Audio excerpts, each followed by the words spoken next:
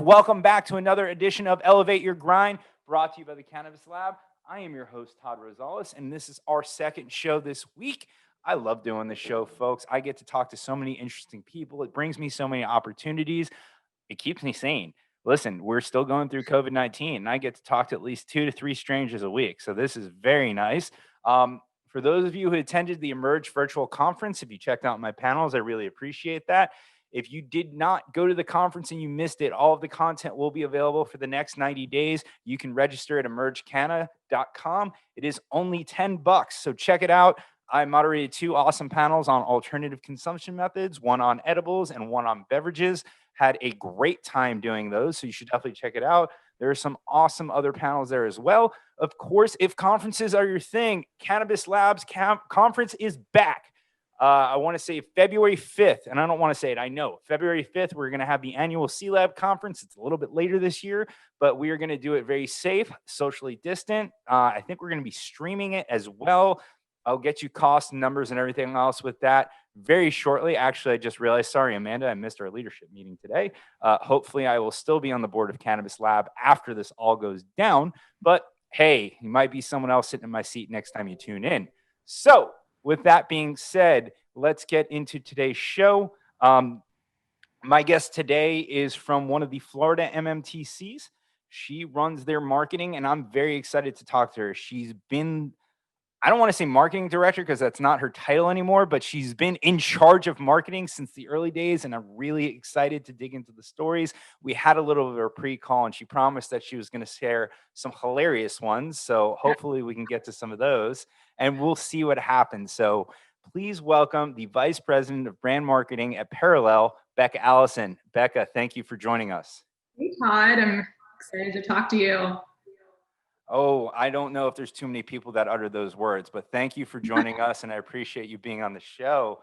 So you are you're head of marketing for all of Surterra right now, and you've been there since the early days. I mean, it's got to be one hell of an experience. How long have you been working with Surterra? Well, they say, cannabis is really like dog years. So based off of that, about 50 years now. In human years, about 4 years I've been officially with the organization. Did a little work with them unofficially beforehand, but officially for 4 years, or what feels like about 49 sometimes.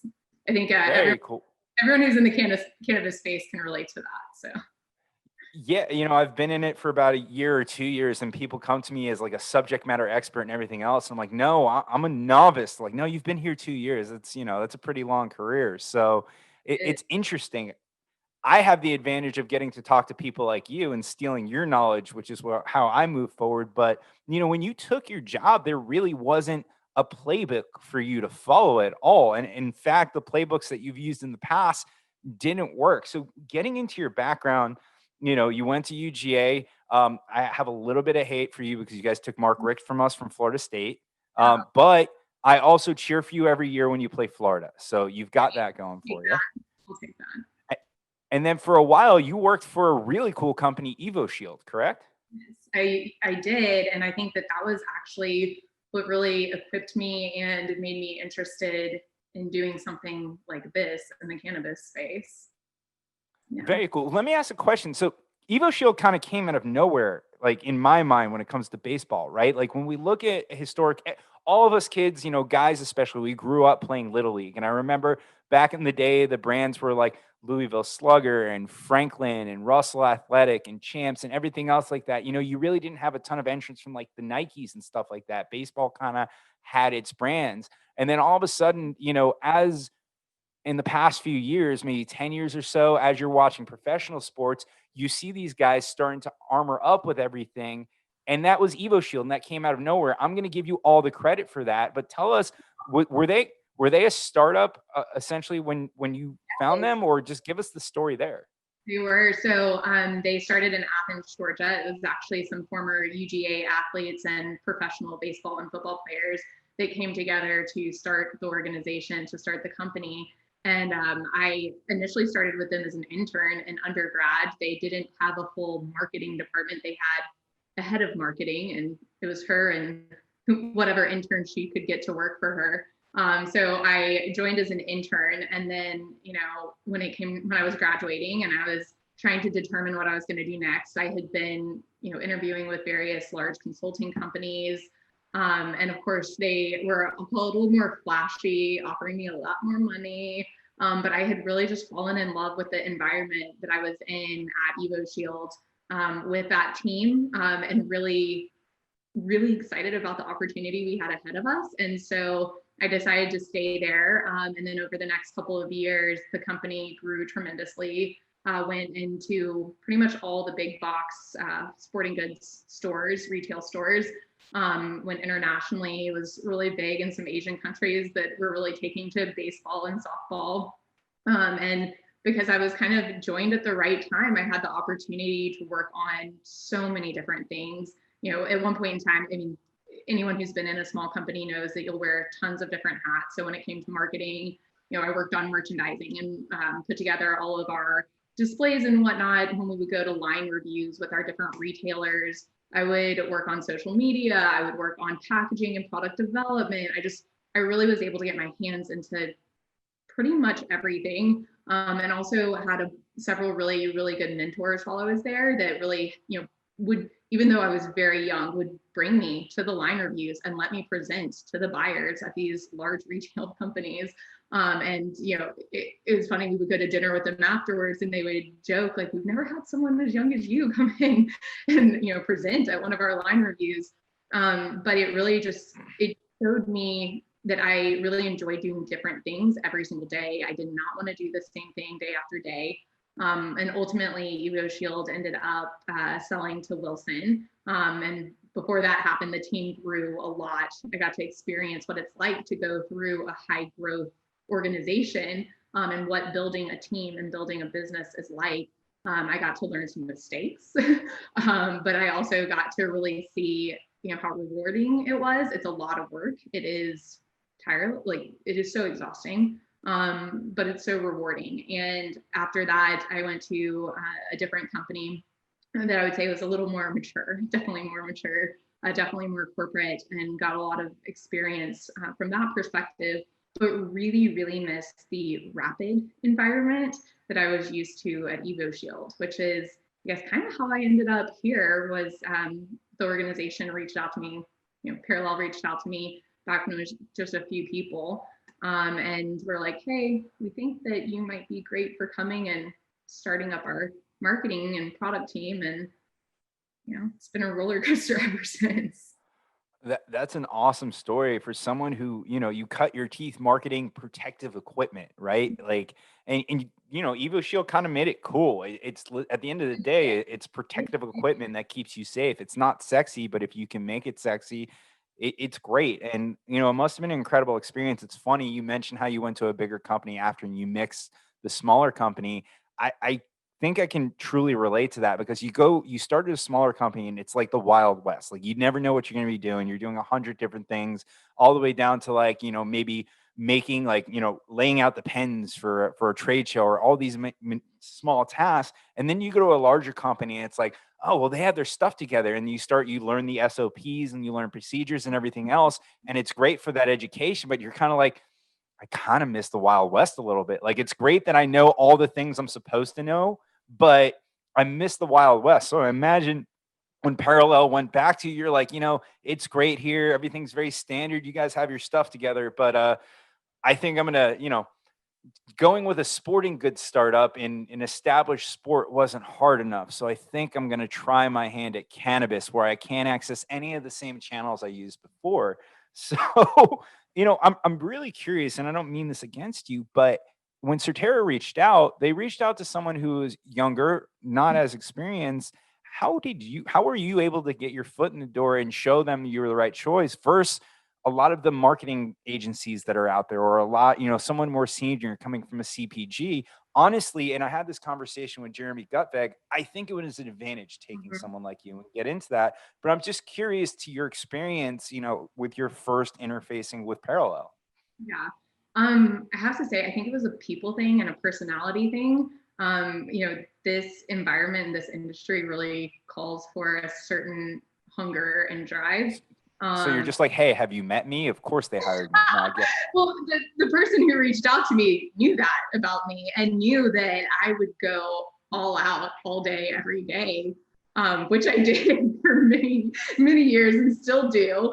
But yeah, I think it was really, I know what I know and I know what I don't know.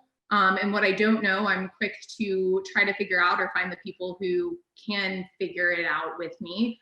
And I think that was just kind of what they needed at that time, was just somebody who is going to give it all day, every day, and just really be focused on building the right team of people.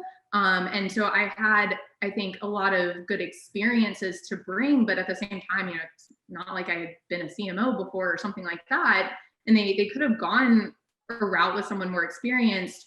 But I think really in this industry, particularly back then and still today, like you need passionate people, because this is not an easy environment and it is not an easy business. And someone with all the experience in the world, if they don't have the passion and drive to give to this every day, just probably isn't a good fit. No, and I couldn't agree with you more. That the conversation I had with Jeremy is, someone like you, that you had your experience with Evo Shield, you had your experience in the startup world, but you didn't have 10, 20 years of experience doing the same thing and building upon it. I think that's great, because when you look at our industry, all the things that you've probably done with other companies, not all, but most of them, can't be done here, right? Your social media has to be built organically. And so maybe you can kind of fill me in on this, right? I was listening to a podcast by a comedian. He was saying essentially that when he posts on Instagram, he can't reach all of his followers. That actually the monetization algorithm for Instagram, if you have 30, 50,000, 100, a million followers, when you post, it doesn't reach everybody. They want you to pay to access your audience. That's how Instagram takes their cut or their vig. So even if you build an organic following of 50,000 users, 100,000 users, followers, whatever it is, if you post, there's no guarantee that everyone's going to see it, right? So we truly are handicapped when your first few days on the job and you're like, all right, this is what we did in my last job. We do X, Y, and Z. What were those like when you looked at those channels and you're like, yeah, we can't do that? Well, you just mentioned one of my first few days on the job. I actually will say that's a somewhat funny story. My first day on the job was sitting on a beach with no computer, no office, no nothing. At that point in time, the company didn't have offices, didn't have equipment. I used my personal laptop. So yeah, early days looked very different than they do now. So I spent my first day sitting on the beach with several of our team members, because that's where we would meet to work, was in Florida, sitting on the beach. And sounds terrible. I mean, sometimes I miss it, particularly now during COVID, but but I was getting a download from all of them as to, the regulations, which are a lot, and are a lot also when they change from market to market to market. And also, not just the regulations for marketing, but for product and everything that needed to happen in order to get our operations up and going. I think really at that point in time, we were more concerned about like, how do we get all of our products on shelf, like made and on shelf, than we really were about how do we reach people. We were just like, how do we have something there for people to get when they show up?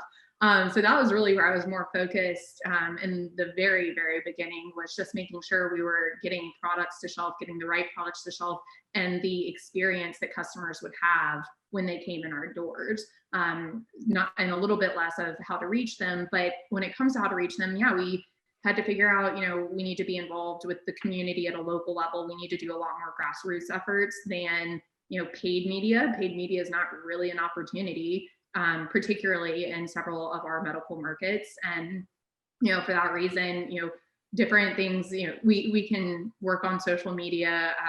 We can do events, not right now, but in the past we could do events. And we really kind of went really heavy there. We also went really heavy with physicians and physician education. That was a big area of focus for us, because, in Florida, specifically Florida, everyone who comes in our doors, and can purchase something, has seen a physician who's, allowed them to registered them to be able to come get the product. I also think it was a really big thing for us at first that, we were the only doors that you could come into, the only dispensary that you could enter into if you weren't a registered patient. And we actually intentionally designed the stores to be that way because, a lot of, there's a lot of stigma around cannabis, and we wanted to be able to show people like, there's no reason for that. Just come in our doors, learn something. So I can actually say something that you can't too, because you're working for Surterra, but as a patient in Florida who may or may not have been purchasing from the black or gray markets beforehand, when the medical market comes about, you kind of want to take a look behind the curtain to make sure they have what you want and that the quality is there before you make the commitment to be a patient, right? Of course, this is my opinion and not yours. So, I think that was and the only reason I wanted to interrupt there is because I think that was a great strategy, especially, if you look at our patient population, it wasn't that big until we passed smokable flower. And I think that's what a lot of people, when smokable flower, I can't even finish a sentence, smokable flower passed, they wanted to go in and say, okay, is this worth me registering for a card? Because I want to do it the right way and I want to make sure that it's safe. But if they don't have what I like, then I'm not going to go in. So I don't mean to interrupt you, but I know that I have the freedom to say whatever I want, because unless Mark Zuckerberg's going to turn me off, nobody else can shut us down. So. No, I mean, that is a great call out. That it's not the first time that I've heard that. But we really saw it as, an education vehicle for people to be able to come in our doors. And so we did things very differently in the beginning, so that anyone who wanted to learn more or talk to us, learn about our products, learn about the process, how to get registered, if they saw one of our doors, they could just walk right inside and ask those questions and learn. And that's very cool. Still the case to a large extent today. We've as regulations have changed, we've had to pivot in certain ways. But I think that was a huge advantage in the beginning, and really a great marketing tool. I mean, you're kind of back to the original question about how do you reach people. It's really just how do you make it easier for people to reach you? Yeah. I think honestly, that was a great idea, allowing people in the store, even though they weren't a patient, because I think that, your stores, essentially, when you can't really advertise that well, your stores also become showcases for your company, right? So this is very smart. You mentioned going all the way back, having those meetings on the beach and just saying, how do we get our product on shelf and everything else? I mean, you must have been involved in so much back then, because when you look at what marketing is, marketing and branding and everything else, it really touches every part of the business. And at the end of the day, when you decide to become a cannabis company, what do you have? You have the flower product, and that's it. And then you've got to, even if you make the distillates and the isolates and all that other stuff, what does the packaging look like? What does the container look like? What's our color scheme going to be? What are the dispensaries going to look like? Did you have your hand in kind of all of that design? Oh my. So your experience at Evo Shield, you're doing product marketing and everything else. How much more were you involved in at Surterra, even though it was only like you and one other person? Like, I imagine you probably got yourself involved in so many things that you didn't have experience in, but you just kind of had to. Yes. Yes. No, I mean, I'm bringing back horror stories, huh? I think I had a lot of cross-functional marketing experience prior to coming to this organization. But I mean, when I started here, my biggest challenges were, okay, well, we need to go meet with these regulators because they're discussing new laws and we're having the opportunity to provide some input here. And so I found myself very quickly, being an attorney and being our operations. I was our logistics for a while and retail training team and a lot of those things. I joke that one of our very large main facilities, we purchased and kind of opened up officially right around the time that I started, and I've gotten to watch it grow. And now it's just one of our many very large facilities, and it's the old one that it's like not the exciting thing anymore. And it used to be, the largest cultivation space on the East Coast for a little bit. That's crazy. And now that's so old news.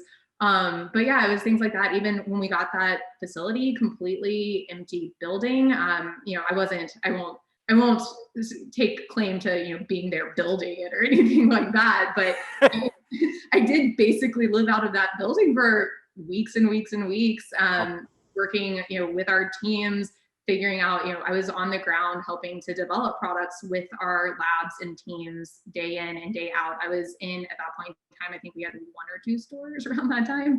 So I was in those couple of stores every single day. So, I mean, pretty much any role in the organization at that point in time, like I could have, figured out how to do just about anything and did do just about anything around that point. Though I'll say I kept myself cleanly out of accounting. I didn't really dabble in the finance and accounting side of things. But other than that, yeah, I mean, there was so much overlap. It would be nearly impossible to list out everything. I feel like the company should be called Becca's Cannabis at this point. I mean, with all your involvement. No, definitely not. I think one of the things that really made me so excited about joining the team and kind of had me jump ship from my, I'll call it normal job, to come here was the team of people that I met. I thought they were the most impressive, on top of it, fun, amazing people. And, I've had a blast working with them throughout the years. So, I feel like they really helped me grow and learn. And, something like this is obviously always a huge team effort. And I will say some of the most impressive people I've met here. So. Very cool. Well, I mean, hopefully you still feel that way. And obviously I know you do. I make jokes, but it's interesting because you talk about all the things that you got involved with and living in that building, getting involved in the retail stores. 4 years ago, especially on the East Coast, cannabis was still highly stigmatized, right? I mean, it still is now, right? And you're in Georgia, right?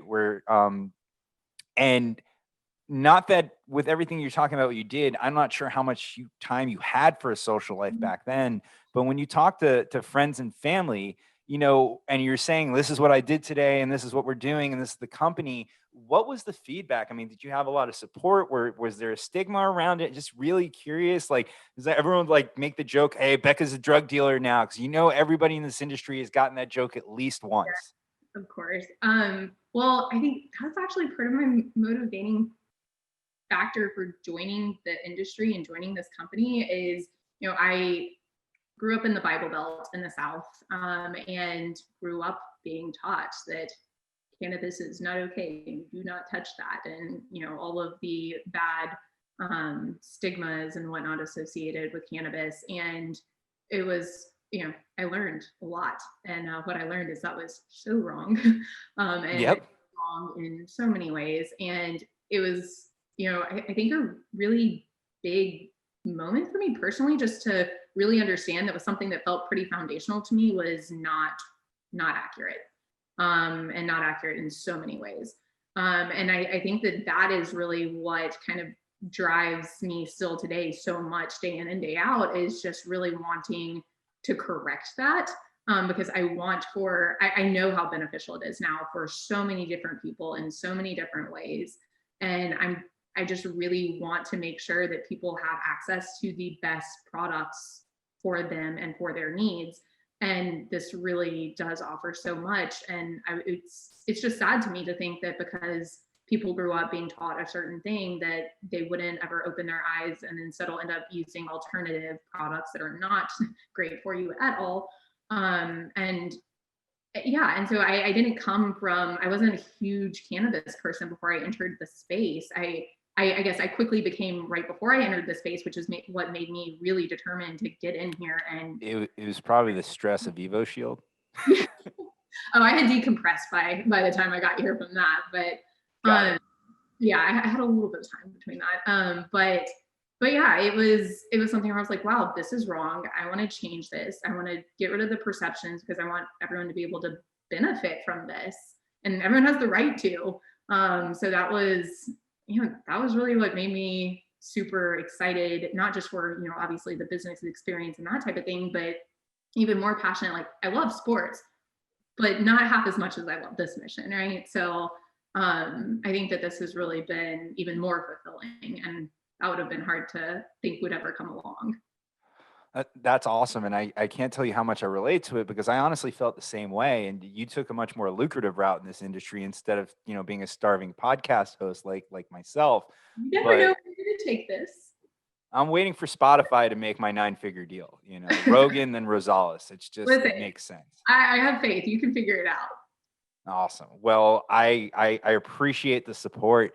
I question, because I'm kind of just looking at my own journey here. When you first started working there and you would talk to people outside of the industry, did Mhm. you feel, did you kind of hold back a little bit when you would talk about things and maybe not mention everything as much as you would? Because, for me now, I have 100 episodes on my YouTube channel. And if you go back and watch episodes probably 1 through 35, like you'll see me hesitate on a show about cannabis, talking about my own personal use. Whereas the other day on my Instagram story, I'm sharing a story and conversation with Steve D'Angelo on for everybody to see about how there are days where I don't want to work out and then I'll hit my one header and I feel better and I'll go work out and I'll have the best workout ever. So I go from not talking about it to talking about like, oh, I use it in some stupid ways sometimes too, like to motivate myself, even though I know the value of it and that you can do it that way, where there's the stoner stigma. So I'm just curious to know if you were kind of similar when you first started, where like certain people you wouldn't talk to it in front of, or maybe you wouldn't talk about your own use or things like that. Did you find that when you first started in this industry as well? I'll admit when I first started, yes. And I'm sad to say that because I definitely don't feel that way now. And at this point in time, I will proudly say it and talk about it to anyone and everyone. When I first started, I did tell my family. They were a little shocked. They were a little bit surprised, but I have family in the medical field, and so ultimately they were open to it for sure, but a little bit skeptical that was I joining a real company at that point in time? What real job? What am I doing? But I mean, my family was open. Most of my friends and whatnot were pretty open. I would say if a random person on the street asked me what I did, I was like marketing. Yeah. That was about that. But I definitely not like that anymore. And I definitely, well, I guess what a funny story I will share. Yes. We got to them. Embarrassingly is and on a business trip out in California, I was with some colleagues and we were at the Weed Maps facility, and I won't name any names of anyone, but while we were there, one of the prominent people at Weed Maps, we were talking, and he noticed that I would get a little bit more quiet every time I said the word weed, because I just I would get a little more quiet. And he was just like, we're going to put an end to this habit where you get quiet when you say the word weed because you're in a building that says Weed Maps. Um, and he proceeded to parade me around the entire office building and make me scream at the top of my lungs, weed, in every single room. So that was that was definitely not a part of my official onboarding by any means, but definitely a fun and interesting memory. And it was really good though to get to go out to more mature markets and kind of off of the East Coast a little bit at that point in time. Definitely a lot has changed since then. But to be able to see other states and markets where it was already so much more accepted and normal, and there was so much less stigma, and to be able to just see that as a reality was very impactful, and something that I was able to bring back to the East Coast. Yeah, it's crazy how much we're trained, right? I mean, I can share a story as well where I was out in Venice Beach in California visiting some friends, and I was staying with them, and they had like kind of a lounge set up in their garage because their weather's a lot better than ours here in Florida. And I remember I had a joint with me, and I'm like, "Hey, do you mind if I smoke this out here?" And they're like, Yeah, why not?" I'm like, "Oh, we're in the front of the house, someone might see it." They're like, Yeah, why not?" I'm like, "Oh yeah, that's right.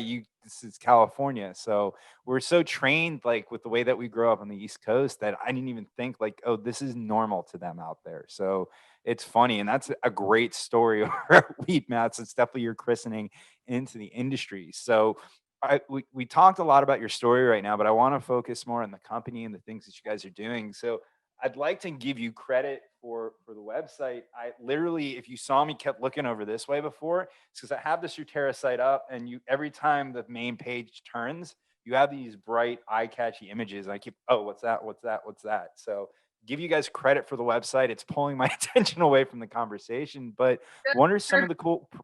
What's that? Perfect.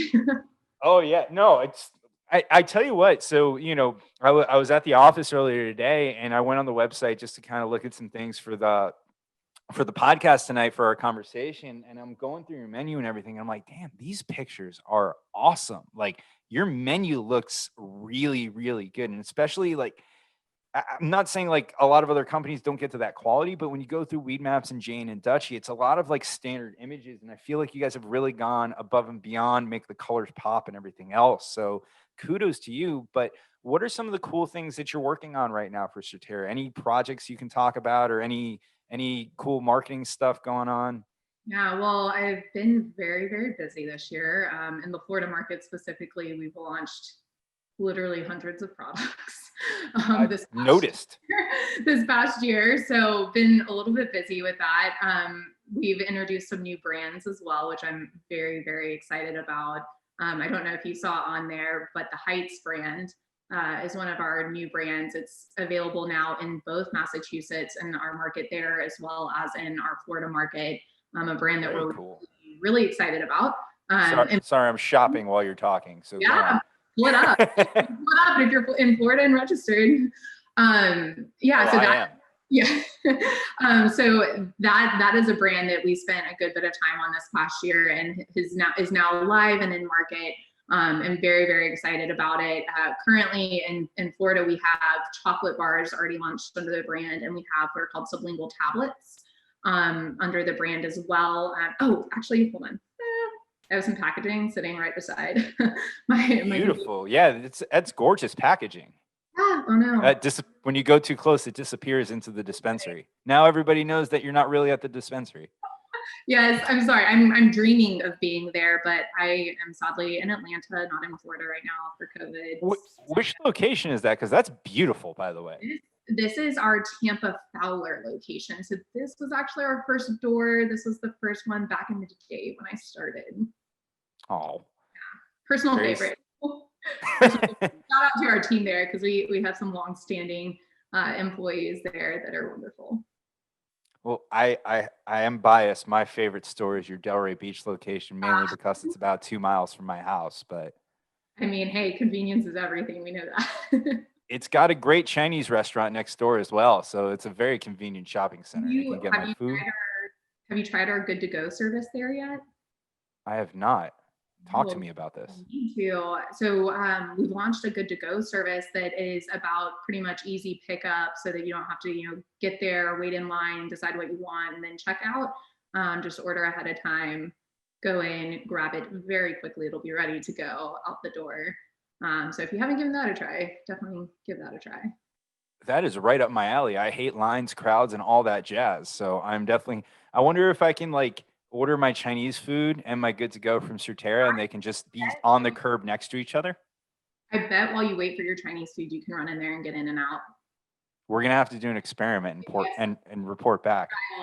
Yeah, give me feedback, please. Always looking for that. Absolutely. I gotta say, going through your website, one of the things that I love that you have here in Florida is something that not a lot of companies do, and it's so simple. You have pre-roll packs, and you have pre-roll packs that come with 5 joints. Like the closest thing we have down here is dog walkers. Everybody else will have like 2 or a single pre-roll. Like it's weird to me. So one of the companies I really admire out in California is Lowell Herb Co. Right? They did a great job. Their branding is incredible, and they did it all off the back of pre-roll packs, right? And that was kind of my introduction. It's very convenient. I look on your site and I'm like, oh my God, there's a company that's actually doing them down here in Florida. Nobody has a 5-pack. So I love that. And it looks like you guys are actually using the pack case. Is that correct? Yes. So that is under our Float brand. Our Float brand really tries to focus on being a really good value for customers. And obviously when you offer more product, you can be of more value. So yeah, that is under our Float brand. We've had that on shelf, probably for about almost a year now. Our Float brand's been growing really, really quickly. And that same brand actually today, I'll share another little share with you that today we dropped a limited time run of Bubble Hash, which if you haven't had the chance to get it before it's gone. But yeah, so we did a limited run that launched today. So I'm not sure if you can still see it on the site or if it's still available at your store. Fingers crossed.